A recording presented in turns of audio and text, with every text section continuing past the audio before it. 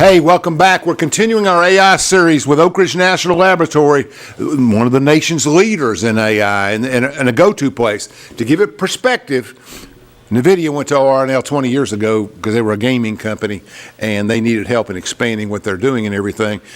And they're doing pretty well.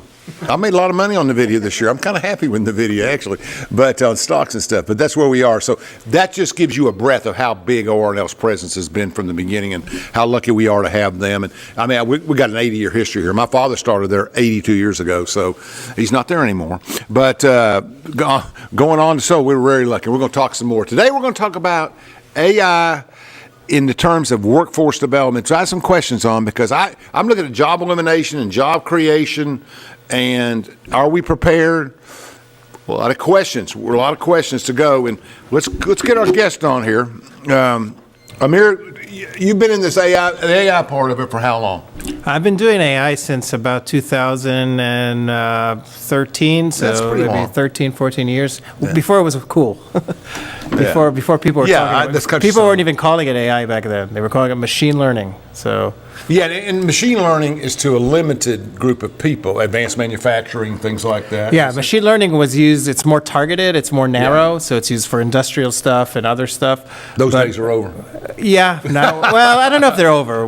There's still a lot of applications. Of the yes, they are a smaller part of the pie. So let me ask you this, and let's talk about you for a second. Yeah. Born in Jersey, fixed that. Went across the bridge. Right? I mean, you fixed that. You're born there and raised there. I love Jersey. I wouldn't joke if I did. All those, St. Peter's College, I had a bunch of friends that went there. That's in Jersey City, right? Mm-hmm. Okay, some other places down there. So. Yeah, and I actually spent a few years, after I was born in Jersey, I spent a few years living in Israel. Okay. And then I came back to New York. Okay, good. That must have been a great experience. Yeah. Mm-hmm. Great culture. Mm-hmm. But, I mean, obviously, family connected and all that stuff. 60 seconds on Israel. I can't get young people to appreciate the things about Israel I appreciate. The numbers are going down with the young people, up. I don't know what it is. I think they just have a very generic type of experience, and I'm very pro-Israel. But I think it's people need to understand.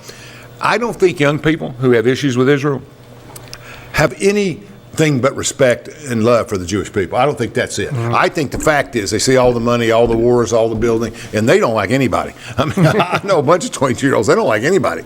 But trying to explain the horizon to them and the history is hard. Yeah. But I'm getting there. Yeah. I'm working on it. I'm getting there. I'm helping. Good.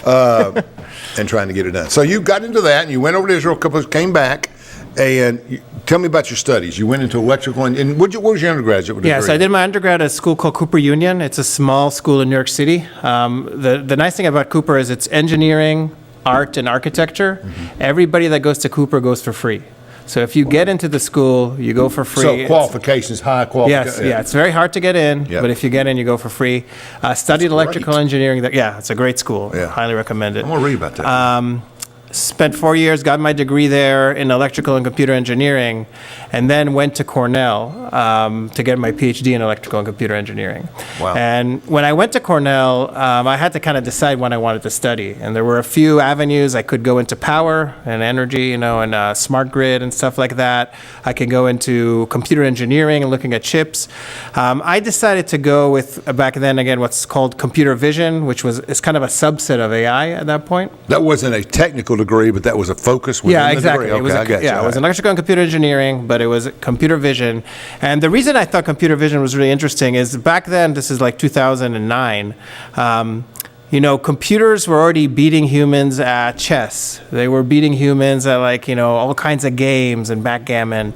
But if you showed an image to a computer back then, and you asked, a picture of a dog, and you asked, what's in this picture? It would get it wrong like 80% of the time. If you ask my 4-year-old daughter or my 3-year-old son what was in that picture, it would say it's a dog.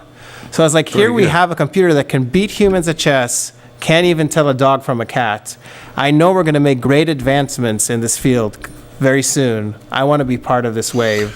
And that's kind of where it started. If I take a picture right now of my dog and I send it into the advanced AI, will it know it's a dog? Yes. Actually, so I'll be working on something, and I'll say I've got to use it. My family's not big on it. They think everything's being recorded, and it is, but that's not the issue. What are they going to do with me? I mean, the line in front of me is real big. So I said, well, I mean, I get it.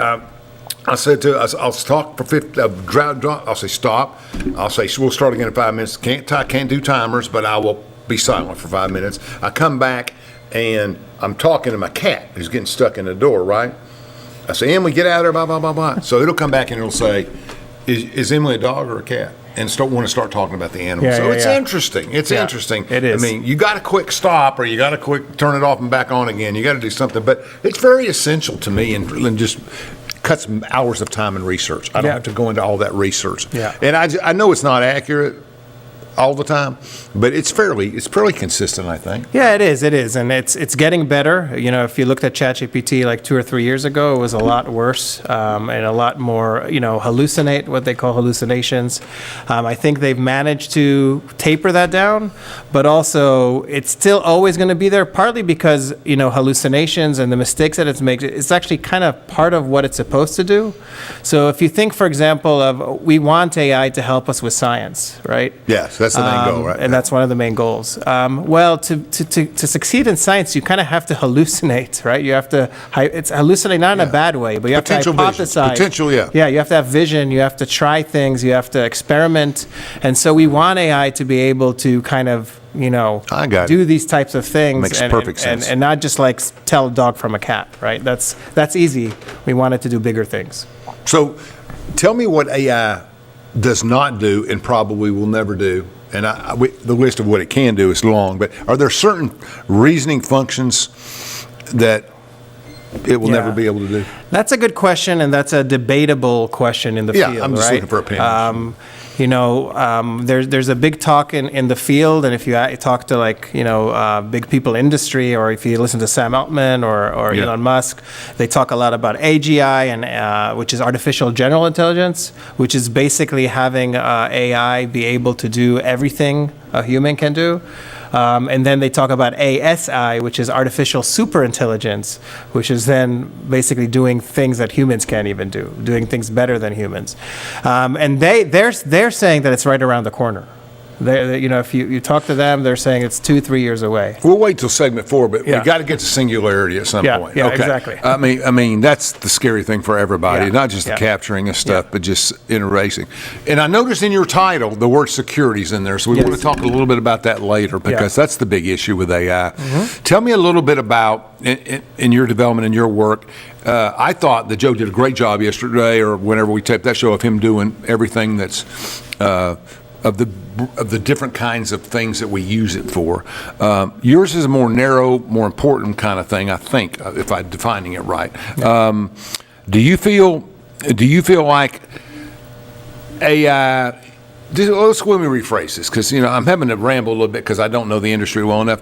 Tell me what the major applications of AI are, categorically, not specifically, in terms of industry, warfare, and research in the energy industry. Okay. And if there's areas you don't want to answer, just say. I'll talk about what I can talk. So, I'll start by just saying, in general, what AI is useful is, one is automation. So taking menial tasks that we currently do, or relatively menial tasks, and making them automated and not having to have humans involved in them. So that's kind of one, and that's a broad category that can be used in industry, can be used in security, can be used in research. If you think in research, if you have a data set that's noisy or has some problems with it, being able to automate the cleaning up of it and standardizing of it is something that humans used to have to do, and now hopefully we already are using AI, and hopefully we'll continue to use AI to do that. So that's one area. Okay. The other area is filtering. So we are dealing with, both in science and in national security, we're dealing with huge amounts of data that are very hard to sift through, that we don't have the manpower even if we wanted to, and we probably don't want people to be doing this. And so AI is really good at kind of cleaning up and filtering data, and hopefully allowing us to be able to focus on what's important and not waste time on things that aren't important. I think I've touched on that in other shows. I think that it's like when you're researching, I'm trying to think of examples in my life, when you got piles and piles of things to research, like going back to ORNL data in 1943, 53, it would take a long time for somebody to pull all those manual files out. Yeah, exactly. But at the same time, if it's not in a computer, it can't research it anyway, correct? if it's Somebody's got to input it. Yeah. I mean, at this point, you can just scan it, or if it's on paper. I got you. Yeah. So now we have technology that can read these and convert them into computer, into digital form, and then you can do that as well. Interesting. Okay, so what are the real challenges for you? We're oversighting. We'll come back. We'll just hit and miss on all of this. But with security, let me go back to the second question. How I get the feeling in Venezuela and all these other places that we have major technological advances, and for me, that's why the president's being aggressive. That's my political assessment of it. But whether it's Iran, who's the world's biggest export of terrorism, I have no support for that. But the people obviously are different. But that's just an example. You got to say one Greenland for this, one this. How much of an advantage generally? I know we can't go into details, but how much generally do we have an advantage, and how is AI implicated in the operation of a helicopter or the operation of a plane? Now I know the planning side. It can take all the facts and details and schematically figure out the best way to do something. Yeah, well, let me say a few things. One is that, AI is unique in it's a unique technology. And the reason it's unique is because if you look at technologies of the past, like if you look at the internet or other technologies, you really needed, when they were nascent stages, you really needed an expert to deal with them. You needed, somebody had to understand how networks work, how the internet works, to even be able to utilize it for some kind of, adversarial or friendly cause. AI has been democratized in a way that other kind of revolutionary technologies have not. You don't need much. You don't need an advanced degree to use AI. Yeah. You actually don't even need an advanced degree to understand how to build your own AI. Kids are learning how to do it. There's a lot of what's called open source AI out there, and some companies are actually pushing open source. So like Meta, who has their own, large language model and own AI, is all about, all of their models are completely open source. That means that anybody in the world could just download the model and use it for whatever they want to use it without any security concerns. And what's the advantages to disadvantage to that? Of open source versus, yeah. So the argument for open source are that when things are open source, they're more transparent. Yes. We can evaluate security better, right? Because security, having everybody evaluating security, if it's open source, hackers everywhere can try to hack it, and so we have a lot more ways of kind of patching it up quickly. We have a lot more information. There's transparency. These models. Now, is AI learning from the hackers? Yes, not directly, but AI is learning from everything. Anything that's online, the AI is learning from, right? So when the hackers post something online of how they did something, that'll get consumed by these models, and then the next generation of this model will then understand how to do something like that. So for sure. Right. So going back to your original question about the advantage, I think one thing, just to, without getting into details, I do want to mention that one thing about AI is that it's harder a little bit to gain the advantage because of the open source and the democratization of these models. Now, it's true that we have some advantages in hardware, and NVIDIA's here, and we have certain things that play for our advantages, but other countries are figuring out ways of doing similar things, and so that's so I'm the research lead for our Center for AI Security at the National Lab. I'm going to stop you because I have to, because I have to get slow understanding. So basically, I look at a company like Palantir, though. Yeah, it's very closed in, very secure, and a leader, massive amounts of work they're doing for our country and others, I'm sure. Yeah. And the bottom line is, the way I read, not about Palantir, but about the process, is that an AI system will go in, will get all the data, which it's best at, planning, implement, scheduling, and it'll say, okay, we're going to accomplish this task, we're going to do this, so here are our options within this airspace, within this building structure, whatever. Here's the best way to do it. And for some reason, but avoiding your point, they can communicate that down into the system where pilots or other planners can understand it clearly.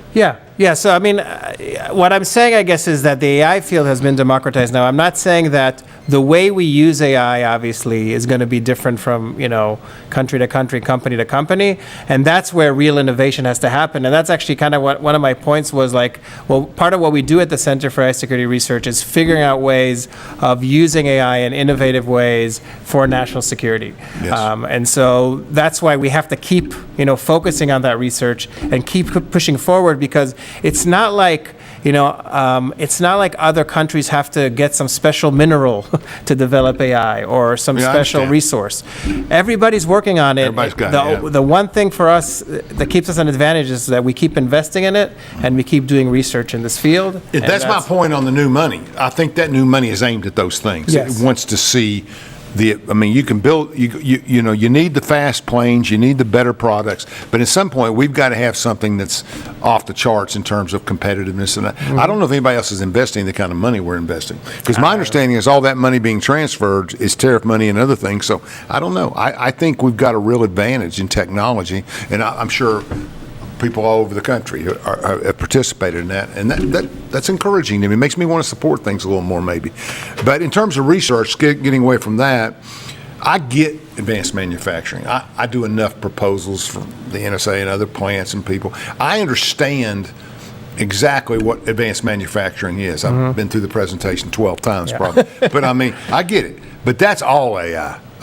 They're looking at the facility, they're looking at this, they're saying, this isn't going to take 24 months, in layman's terms, 24 months to build. We'll build this out in 8 months. Yeah. And here's how you have to do it. A, B, boom, boom, move that room, move this. If we'd had that at UPF 10 years ago, but, you look around here and where everything is going, I think that's all AI constructed. AI is maximizing efficiencies in how we build manufacturing facilities. Yeah, there is. So I'm not that involved with the manufacturing facility, but I do know that they are utilizing AI more and more.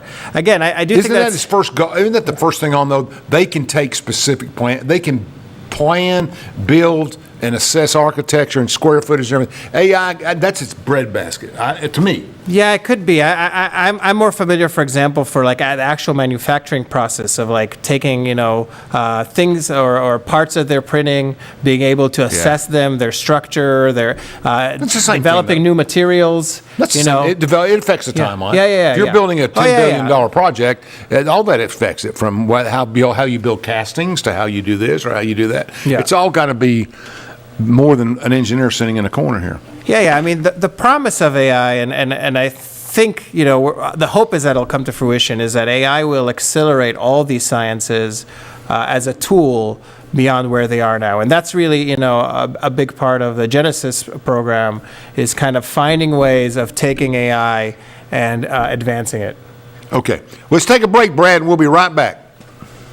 At ORNL, national security is a mission powered by science. We safeguard critical infrastructure, develop isotopes for health and defense, and protect the digital frontiers of tomorrow.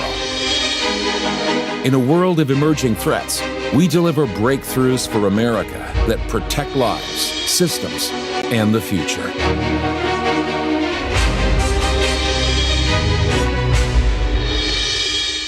America runs on power, and for nuclear power, we need enriched uranium, but almost all of it comes from overseas.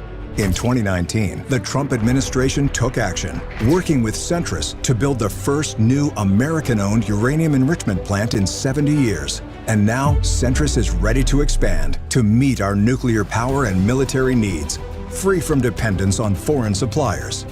Centrus, American technology built by American workers. This is Joe Heckman, President of Waste Management at Energy Solutions. Nuclear power is on the rise. Energy Solutions is part of this transition and part of the solution, delivering comprehensive services and assets that support the entire nuclear life cycle. Energy Solutions is protecting and preserving the environment for generations to come. From Oak Ridge, Tennessee, IB3 Global Solutions conducts operations around the world to enhance the U.S. national security posture and minimize radiological and nuclear threats. IB3 Global Solutions. Mission first. At Navarro, we partner with our clients to advance technologies and deliver effective solutions for complex challenges in the nuclear, environmental, and clean energy fields.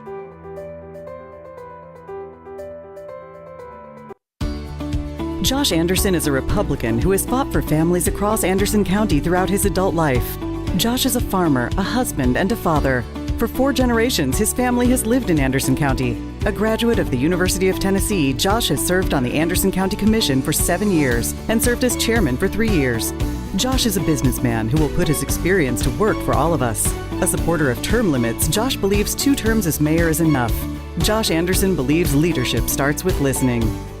Feeling overwhelmed with your business finances? At P&L Business Services, we handle all your bookkeeping, payroll, and tax needs. From federal tax returns to QuickBooks training, we've got you covered. With over 25 years of experience, we provide customized packages to fit your business. Focus on what you love most, building your business. Let us take care of the rest. Call 865-294-4792. P&L Business Services, empowering you to grow your business.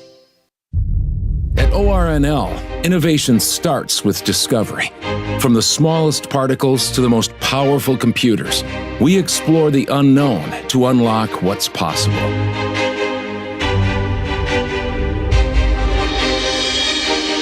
We lead in quantum science, artificial intelligence, and fusion energy, turning bold ideas into emerging technologies that meet American priorities. Because when discovery drives innovation, the future takes shape at ORNL.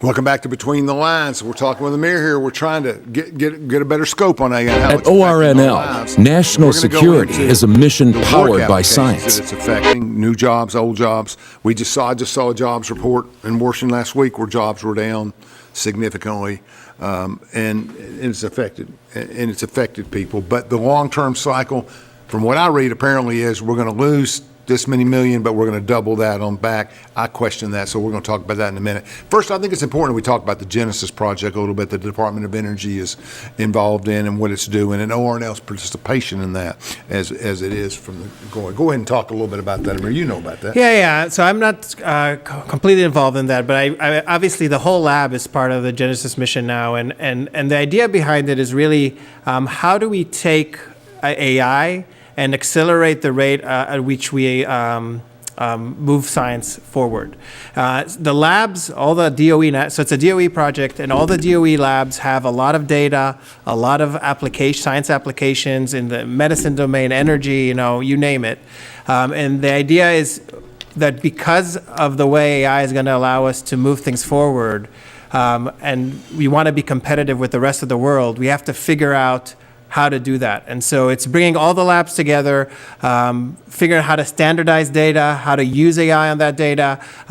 Oak Ridge is actually developing 2 new supercomputers that will be, if you look at Frontier was science-centric, it wasn't AI-centric.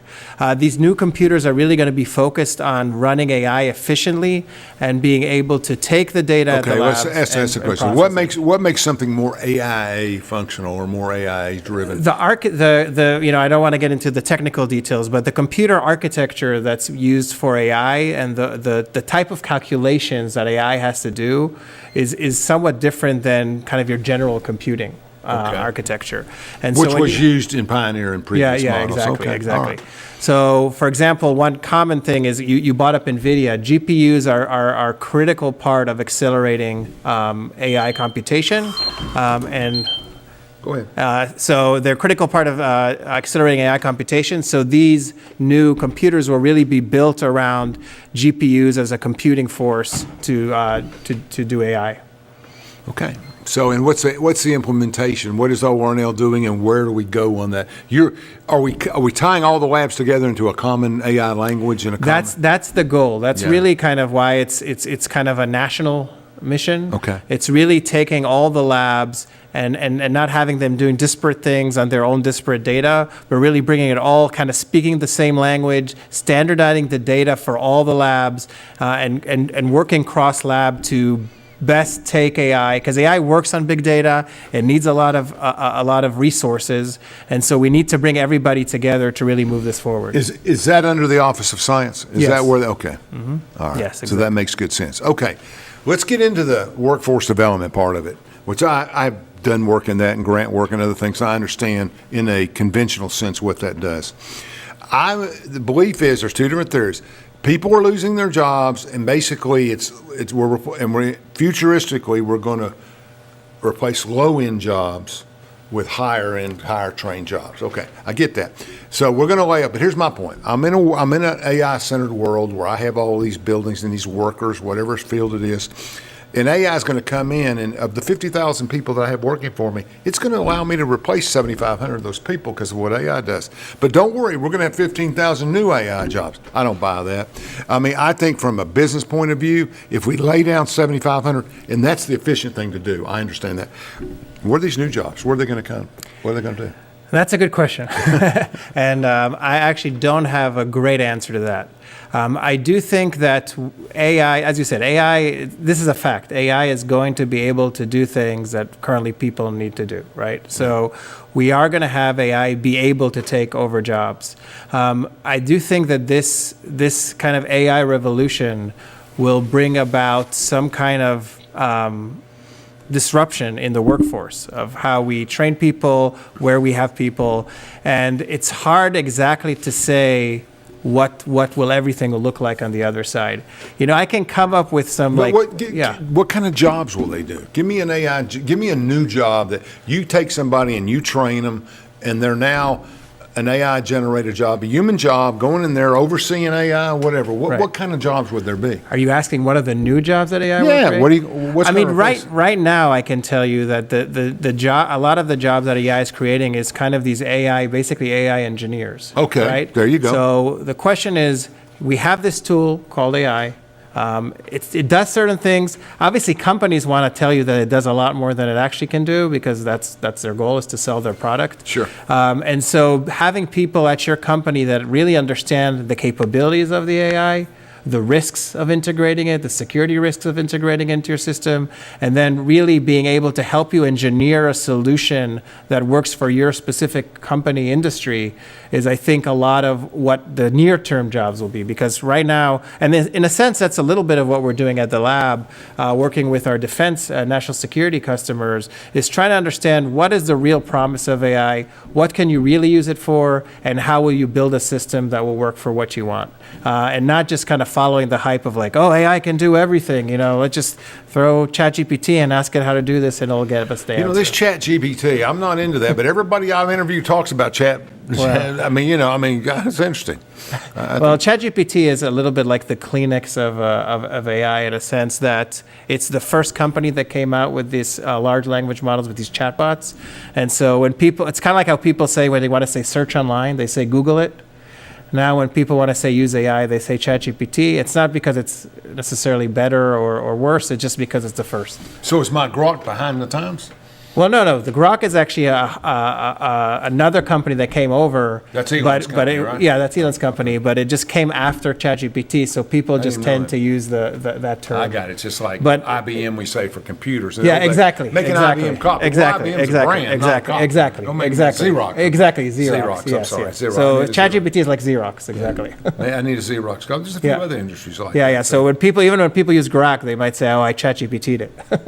I understand. Do you have a favorite? I mean, can you say? I don't have a favorite. I think that different ones are good for different things. So there are certain ones that are really good at like coding, and they're really good at like, I'm a computer scientist. Yeah, so I can use it for coding. There are other ones that are maybe more useful for like factual data. I have to say that, but in the end of the day, to me, they're all relatively similar, and so I don't really have a favorite. I also honestly don't use them that much. Yeah, me either. When I write code or when I write papers, I like writing. I enjoy it. So I'd rather do it on my own, honestly. And it's like I do a lot of polling in Tennessee. Like I'll poll statewide or I'll poll this, and then I'll get polling reports every morning from Grok. I'll say, what have you learned or whatever. It comes on at the same time, scheduled task. And it comes on, and really they're just generically behind the times. They're only accessing certain older cop data. Whereas now you get into election returns or you get into money race, they got it. They're on top of it quick because they have a number of sources they can gather that up. Right. But them gathering up sources is very helpful to me rather than me going for sure. That is one useful. It just doesn't make any sense. Yeah, that's one thing that's really useful is kind of like really fancy search engines, right? Where Yeah. you can ask a question and they can go find the resources for you. quickly. That's one thing that's really useful. So for everything's sure. about 20 seconds, 30 seconds. Yeah. I'm only on the basic Grok, but they tell me Grok 4 is super fast. That it's just incredible how much they can do. I but, see. But I just I don't. don't have the demand yeah, for that. I don't have the demand for that. Okay, so what is ORNL doing right now in terms of? I'm saving security, but in terms of job development, are you working with people to help them understand what jobs they need to train for? And what they Yeah. need? So personally, there's two things that I'm doing. One is at the lab, I'm actually basically building a curriculum for current employees at the lab in the National Security Science Directorate on how to use AI. So the idea is we take the exciting. admins, we take management, we take researchers.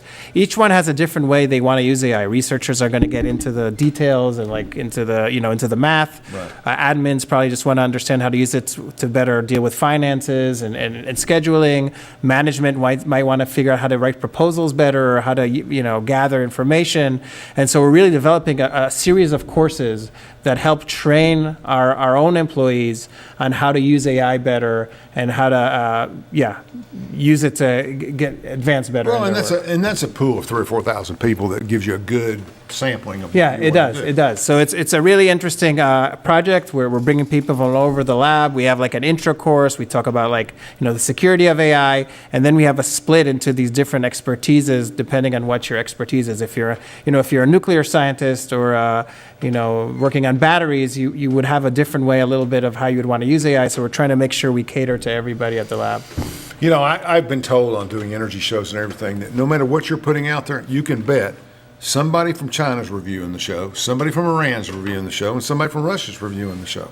And it's just the nature of AI. They can just find That's true. Where's Flashman at? Where's this person at? Yeah, Where's that at? that's true. And so, that's why we're very Yeah. careful. But I Yeah. mean, obviously they're into everything too. We just got to get it. Okay, Yeah, so but let me say one more thing about the workforce development. So then the other thing that I'm personally doing is I also work with a few universities and kind of help them develop their own programs. So the University of Tennessee in Knoxville, where you used to work. where I used to work, yes. I used to be an assistant professor there. I still work there. I still teach there, and I still am involved in a few programs. They just started a AI degree. So they have a degree in AI that's separate from the Now, other if I'm in degrees. Oklahoma and I've got a facility of 20,000, I need some help.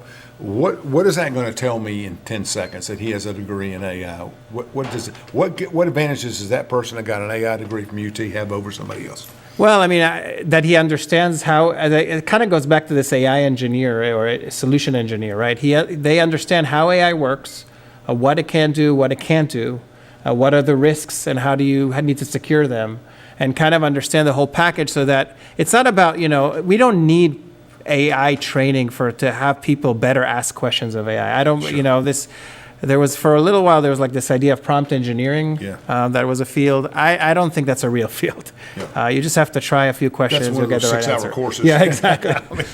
Okay. So that's not it. But if you want somebody to really be able to understand where AI is useful, where it's not useful, how can AI help my factory in Ohio, was it? I made it up. Where were we? That's been 10 minutes. I'm old. But that's where really you want people who understand the details. I think if I had a broad enough company that was into a lot of different things, maybe we're manufacturing stuff for some defense contractors, but we're also manufacturing stuff for the city of Baltimore, and we're doing all this stuff. I need somebody to say, you can use these applications here, but you better be careful over here and not do that. So somebody that would oversee and referee that. Is that fair? Is that what it is. And I think that, the nice thing about these degrees, and this is also true like in other schools as well, is that you don't have to also get a major in AI, but if you're majoring in medicine, or you're majoring in sports business or business in general, Right. You might want to take a few courses about AI to understand how those can connect to what you're doing, because for a fact that AI is going to be integrated. I mean, medicine is going to be transformed, I think, a lot by AI. It already is, but I think that's going to be one of the Can you fields. help the insurance industry? Well, that I don't know about. It's a nightmare. It is an absolute. I had a show. Flashman and I went at it. We're very close. I'm his. Yeah. He's my son's godfather. But we're Yeah. banging in here. But I mean, Medicare's out of control. They don't cover anything. And he gets the explanation, it's a system, it's not the money. I said, I don't think so.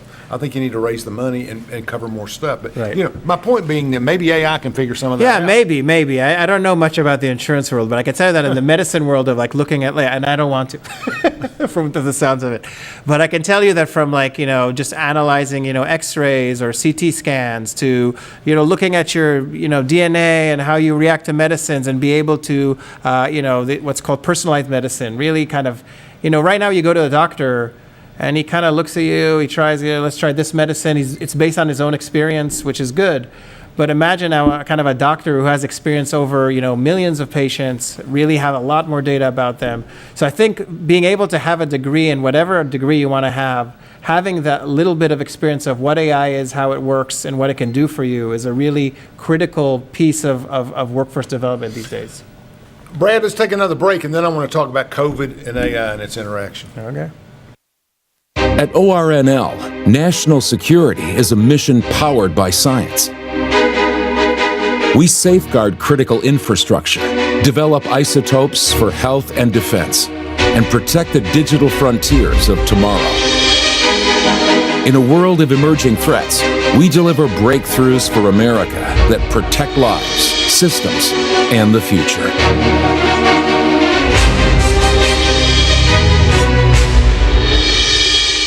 America runs on power, and for nuclear power, we need enriched uranium, but almost all of it comes from overseas. In 2019, the Trump administration took action, working with Centrus to build the first new American-owned uranium enrichment plant in 70 years. And now, Centrus is ready to expand to meet our nuclear power and military needs, free from dependence on foreign suppliers. Centrus, American technology built by American workers. This is Joe Heckman, President of Waste Management at Energy Solutions. Nuclear power is on the rise. Energy Solutions is part of this transition and part of the solution, delivering comprehensive services and assets that support the entire nuclear life cycle. Energy Solutions is protecting and preserving the environment for generations to come. From Oak Ridge, Tennessee, IB3 Global Solutions conducts operations around the world to enhance the U.S. national security posture and minimize radiological and nuclear threats. IB3 Global Solutions. Mission first. At Navarro, we partner with our clients to advance technologies and deliver effective solutions for complex challenges in the nuclear, environmental, and clean energy fields.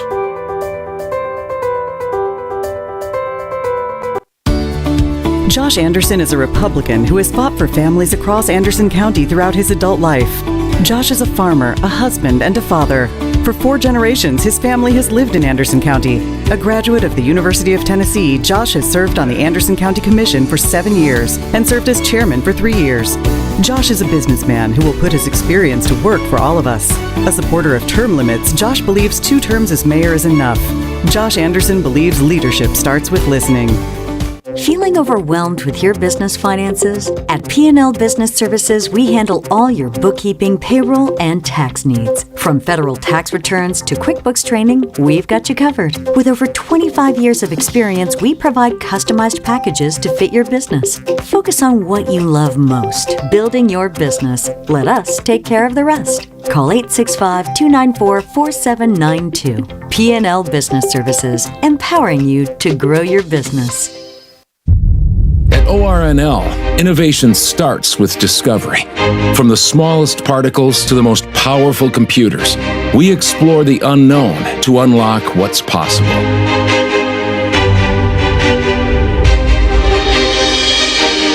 We lead in quantum science, artificial intelligence, and fusion energy, turning bold ideas into emerging technologies that meet American priorities.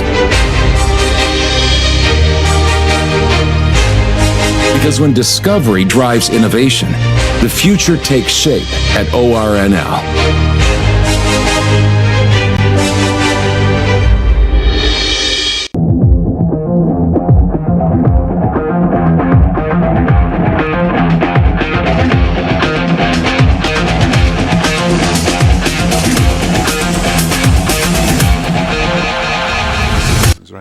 All right, we were stopping there for a break, and I was about to talk about COVID because this is a personal thing.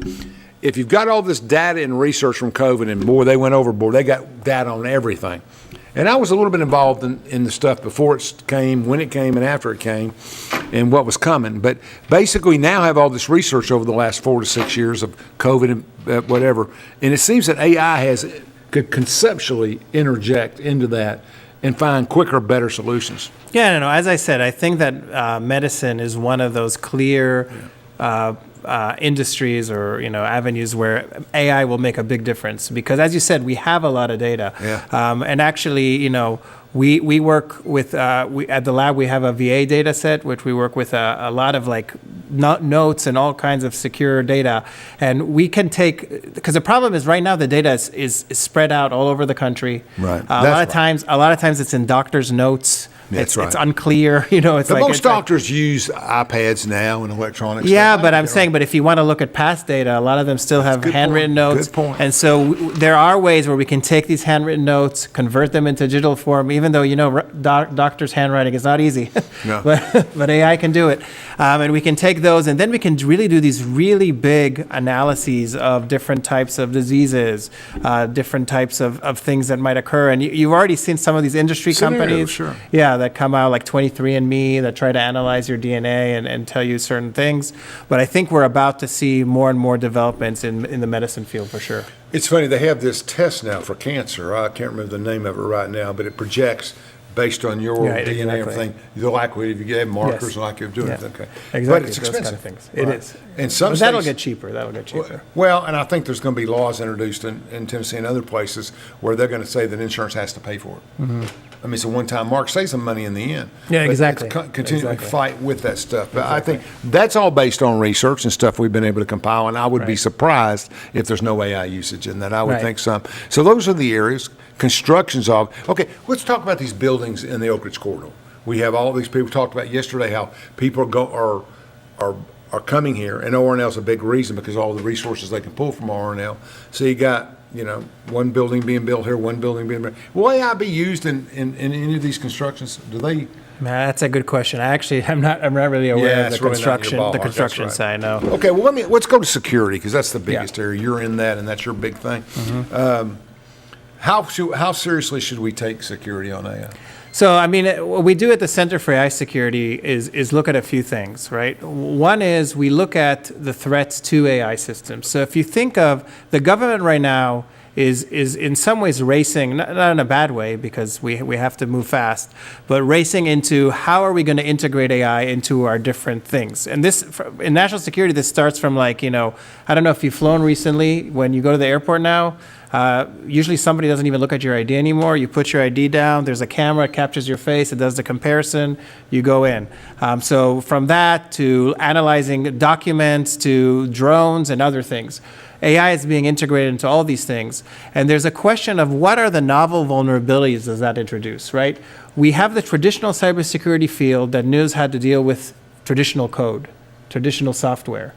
AI is a different type of software that operates differently, and the security of it introduces novel vulnerabilities that people are not aware of. And so really one thing we're doing at the Center for AI Security Research is understanding what those novel vulnerabilities are, and then informing our different clients, different government agencies, how do they make sure that the systems that they're employing are secure against those attacks. So that's really one big concern of security in AI. The other one is threats from AI. So now that our adversaries have AI capabilities. Okay, but I was going to say, the AI itself is not the adversary. It's the people that control it. Exactly. Just so I know. Yeah. So as our adversaries gain AI capabilities, what are the type of novel threats that we can assume will happen? So like cybersecurity is a good example where because AI is a good coder, it codes very well. We already have seen it, but we anticipate to see more AI-generated malware, AI-generated attacks on our networks.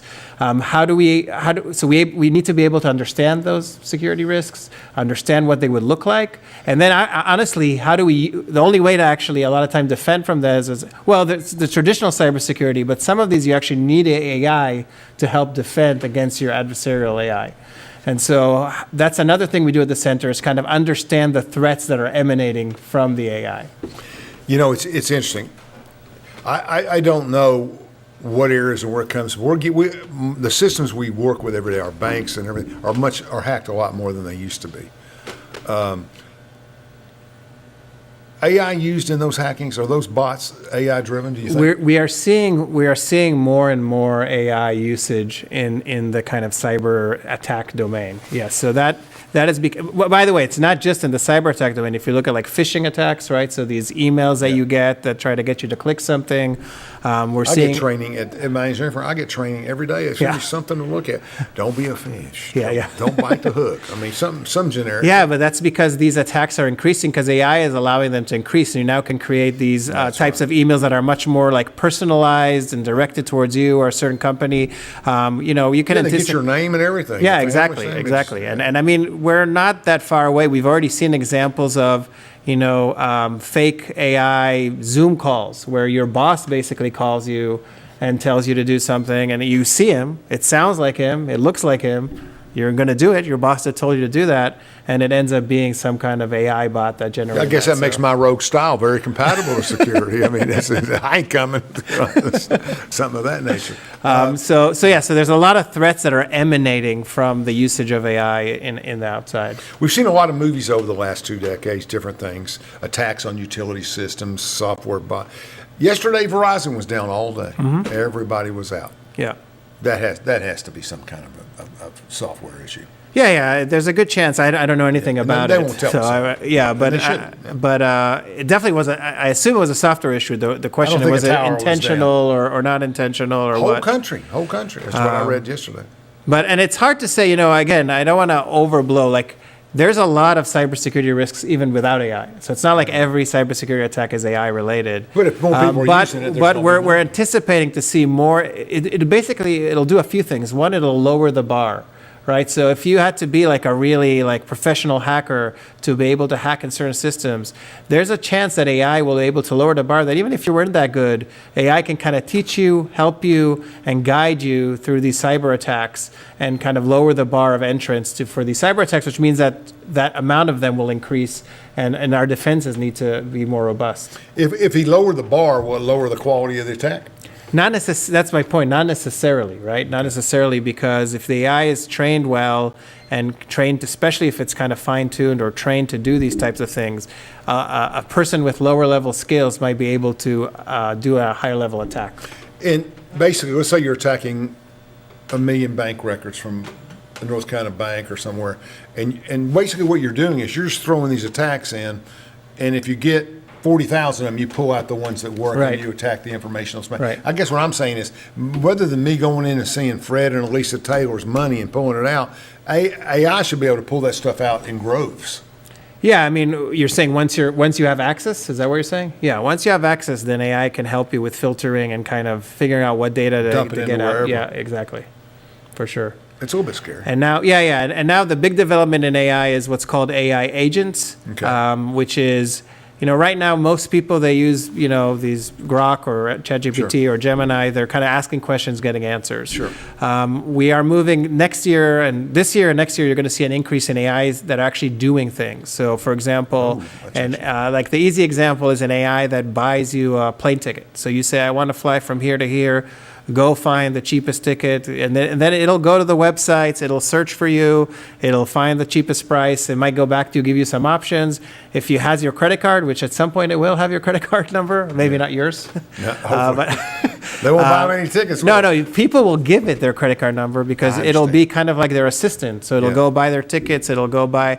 So this is a next generation of kind of AI, is what's called AI agents, and we're going to see that both in industry and different companies, but also for consumers. It's frustrating too, because I'm guessing I have 7 or 8 cards. I mean, 2 or 3 business, different applications for different things, and then I have some other stuff. And I just a couple, 3 bank accounts, stock accounts, and I can't talk to anybody. Now, if you have a big stock account, they'll talk to you. But I mean, otherwise, you know what I'm talking about. Yeah, I do know what you're talking about. And it's just frustrating. I mean, nobody knows how to communicate in that sense anymore. Does the national federal government, with the federal government, do they have people constantly looking and trying to increase security on things? I mean, how's that work? Yeah. So, I mean, I can talk about the lab specifically. I mean, the government has a lot of cybersecurity kind of entities spread out. DHS has CISA, and there's other cyber operations throughout the government. The lab itself has its own cyber operations. Both, we have our own like cybersecurity team for our lab that does a great job at protecting our resources at the lab. You can imagine that we have, some very things that have to be very secure. Yes. And so we have a very good cyber team operating there. Then we have a whole team that basically is cyber research, that does research for different government entities, trying to understand cybersecurity risks at, the Department of Homeland Security, the Department of War, other intelligence community organizations. And then we have, the reason we created Kaiser, the Center for AI Security Research, about 2 years ago, was really because nobody was specifically addressing the securities of the vulnerabilities from AI systems. And so Kaiser was really developed to kind of fill out this hole. It was the first center, I think in the nation really, that dealt specifically with AI security. And we kind of took a bunch of programs that we had that were focused on security of AI and brought them together under one umbrella and built a real expertise at the Oak Ridge National Lab for AI security. Let me ask you this. Are we staying ahead of the technology? Because in a lot of fields, it's hard. It's like, we talk about it all the time, that the technology outruns, the drug use is one example. Law enforcement continually struggles to get their testing of drugs up with the synthetic ability of large producers to produce them, so people don't get detected, as you've seen the recent controversy. Right. But, don't get detected and they get let go. And the reality is they did, but the tests aren't keeping up. Yeah. Do you think that there's going to be greater challenges in the years ahead? Yeah. So there is already greater challenges. AI, I talked about how it's been democratized. It's also evolving at a pace that's faster than previous technologies. Right? Is that costly to be for it to be democratized among so many people? Yeah. Is that expensive for all these people to get, or are they just dumping it on the market, or how's that work? You mean expensive, like because they? Why is it being democratized? Why is it not so expensive? I don't have enough money to go out and build a nuclear reactor for peace. No, it's true. Yeah, but AI doesn't need. That's the point. AI doesn't need a nuclear reactor. AI needs some power. It may need it for the electricity to run it. Well, it needs it for the electricity to run it if you want to run it for 300 million people. Right. But if I'm just running an AI for myself, I don't need a nuclear power plant, right? That's why it's been democratized, because it's actually first of all, it doesn't have any like specific needs. It doesn't need any materials. It just needs the computing power, and people have computing everywhere. There's internet, so. But democratized to me means you're talking about users. Yeah. I'm talking about providers. I'm talking about people that build the systems and do everything. Is that widespread now? Is that more? No, because what I'm saying, I guess maybe a thing to clarify what I mean, for example, by open source models, right? So that I understand. You have an AI model that lives on the internet. You can now download that model onto your own desktop. That's right. And yeah, you have to have a more expensive desktop, maybe a $3,000, $4,000 desktop, but still, that's not that expensive. Right. And now you can run the AI model on your desktop. You don't need any providers. You can now play with it the way you want. And what you do with your download is still going to upload in the system where other people can see it. It doesn't have to. It doesn't have to. You have full control over it. You can have it go out to the web and search for things. You can have it just live here and do whatever you want it to do. What use is it if it doesn't go out to the web and search for things? Well, that's a good question. It already knows a lot of things. Oh, that's okay. Good. It already knows a lot of stuff. And again, you can decide how it goes online, what it reveals when it goes online, what it doesn't. So the point is you have control. It's not like it sits on like some open AI, server or some, Grok server, and they have control over what goes in and what goes out.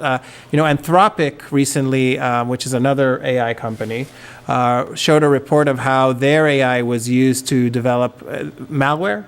And they caught it because they can see the queries that were going in and out, and they could catch it, and they kind of stopped it. Well, if that AI is sitting on your desktop, nobody can stop it, right? It's nobody has any. Are we spending enough money as a nation?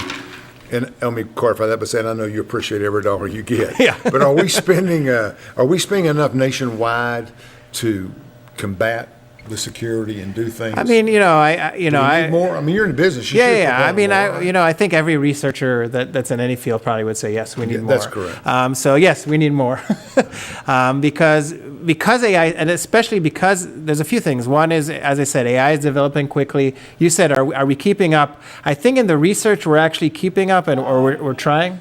to keep up as much as we can.